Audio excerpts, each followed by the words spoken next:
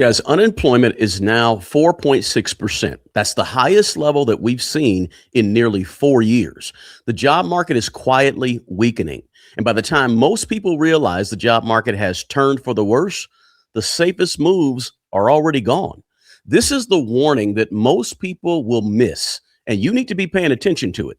Now, let's walk through the latest jobs report and what this all means for all of us. Okay, and let me say this up front before we start this video. President Trump has talked a lot about jobs, paychecks, and the strength of the labor market. Now, these things have always been key to how Trump talks about the economy.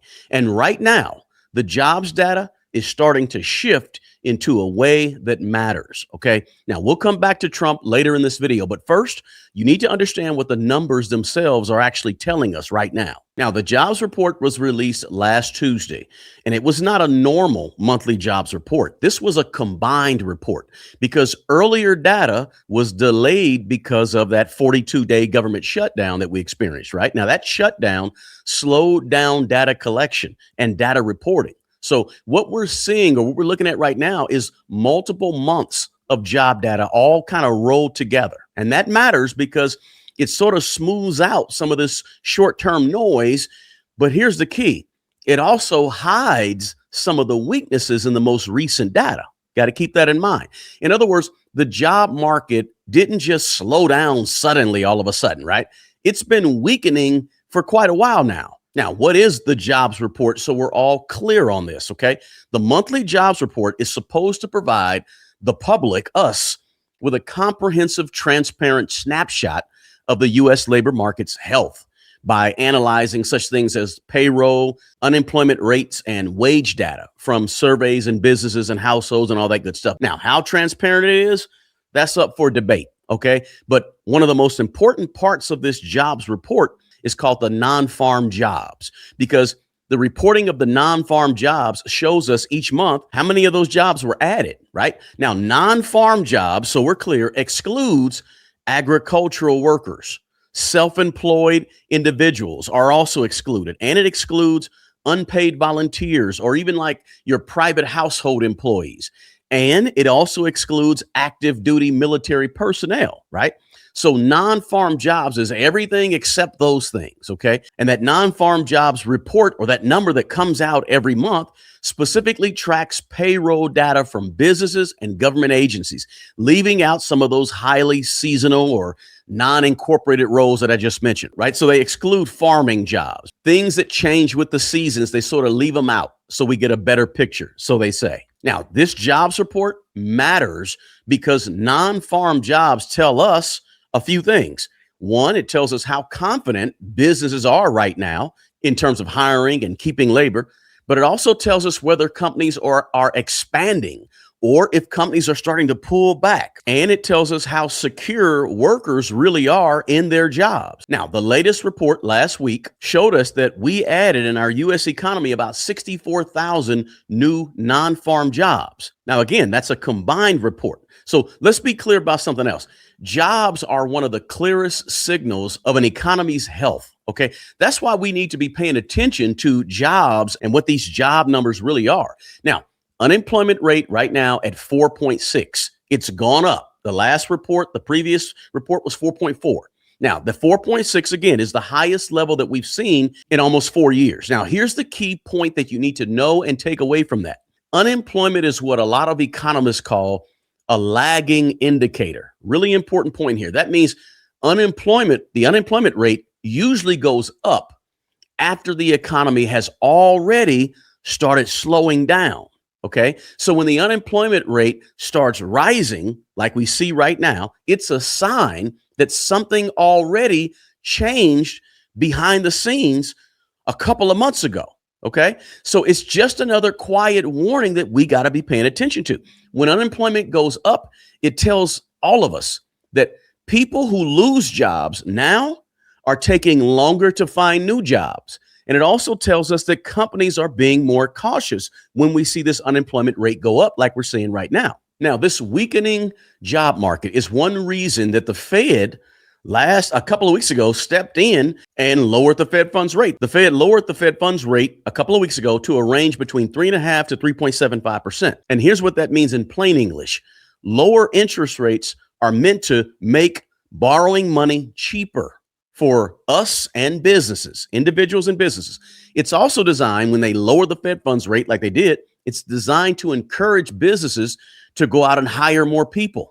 And it's supposed to take some pressure off the job market. Now, the Fed doesn't cut rates unless they're worried about some type of economic growth, period. So when the Fed cut rates a couple of weeks ago, that move told all of us that the job market is probably slowing down more than we think, right? And it also says the Fed is taking the job market very serious right now. So sometimes, guys, it's easy to read into some of this data that we're getting and some of the moves that we're seeing being made. Now, before we move on, we also need to talk about briefly inflation, because inflation and jobs are sort of like directly connected, okay? Just last week, at the end of the week, we got the latest CPI inflation report. And here's what that report told us in simple terms. In that CPI report, headline inflation came in at about 2.7% year over year for the 12 months ending in November, okay? Core inflation, which strips out the food and energy, because food and energy tends to go up and down in these big old chunks, right? Lots of volatility in food and energy are tied together because it takes energy to get food to your table, takes energy to get food processed and over to your local grocery store, right? It takes energy. So energy and food are tied together. The core CPI report strips out that energy and food, and it's the main stat that the Fed looks at in terms of their analysis, right? They look at a bunch of different stuff, but they really look at that core CPI. And the core CPI inflation right now is at 2.6% year over year. Now, let's be clear, that 2.6% was slightly lower than prior months, okay, which tells us that price pressures are sort of easing up a little bit, but not fast enough for the Fed to declare victory over this thing, right? So inflation is cooling down. Yes, good, great, compared to where it was, but it's still sticky, right? Especially in everyday costs like housing, renting and services and so forth. And the headline inflation has also come down, but that core inflation, which strips out that food and energy, is still running hotter than the Fed wants to see it. Remember, for many years here, the Fed said we want that core CPI to be down to 2%.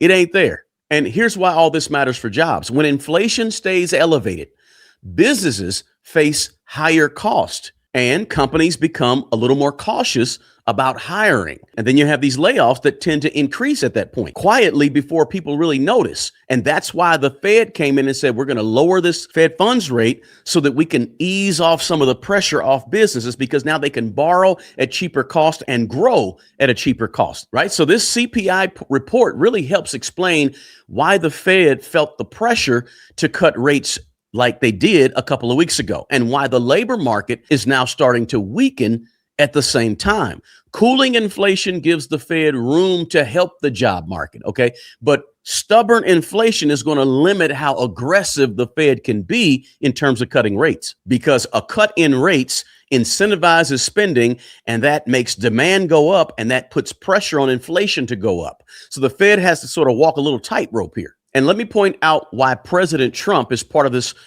whole conversation. First, Trump always tied his economic message directly to jobs and paychecks. He talks a lot about it. Jobs really are central to how he talks about economic strength all the time. Secondly, there's this money that was just given to U.S. service members. I don't know if you heard about it or not. This was a direct cash payment of approximately $1,776 per service member that was given out just last week. They called it a warrior dividend, right? And they made it $1,776 because, if you don't know, the U.S. Declaration of Independence was signed in the year 1776, formally cutting, the U.S. ties to Great Britain and formally establishing what we call the United States today in 1776. Now, let me know in the comments below, guys, if you think that that was a good thing that each service member got a $1,776 payment. Right? Good, bad? Was it just political or what? Let me know your thoughts in the comments below. Now, here's why this matters. Military employment is one of the most stable parts of the labor market. When private sector hiring slows down, usually government and military jobs remain steady. Now, I said usually because We've seen in the last year mass loss of government jobs, right? So we know that we're not really operating as usual right now. But all I can say is hopefully that money that was given to these service members helped them and their families right around Christmas time here. Also, we hope it supported the local economies around those military bases. And we hope that it was an economic boost during this, what looks like a softening job market all around us. So that's the hope. But again, let me know your thoughts about it in the comments below, because we have a weakening job market right now, right?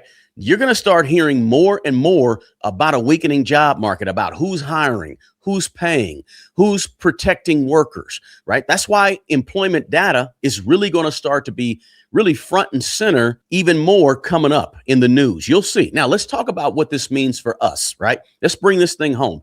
If you have a job right now, this is not the time to get careless with that job.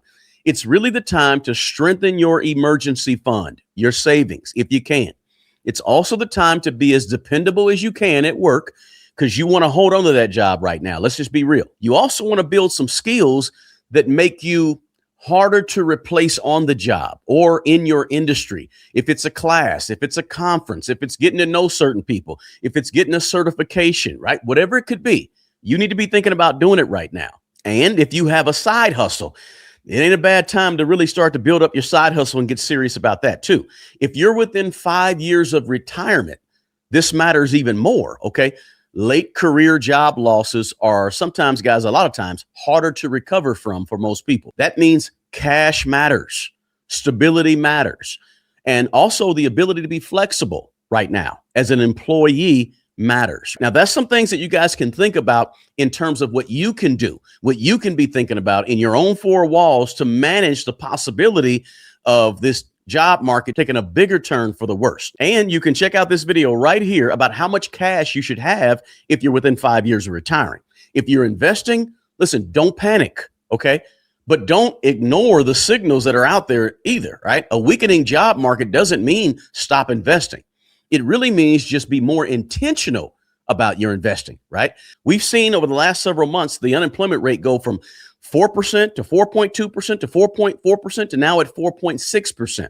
And I have a really good feeling that it's probably going to go up even higher with the next report we get next month. Guys, this whole connection between jobs and unemployment, that's the economic warning that most people will miss. Jobs are next. So you need to be paying attention and be ready. And this is exactly why having a system of your own matters, right? Not panicking, not guessing, just your own personal investing philosophy and your own personal investing system in these type of times. Listen, if you want a clear framework for managing your money, check out my book over on Amazon called Manage Your Way to Millions. You can go to manageyourwaytomillions.com. And if you want the full system, step by step that I teach, visit us over at smartmoneybro.com. Now, if you got value out of this quick video, guys, I hope you did. Do me a favor, smash that like button below. Drop me a comment also. I want to hear from you, and share this video with someone who you think needs to hear it, okay? I'm here every single Sunday breaking down this whole thing for you in plain language.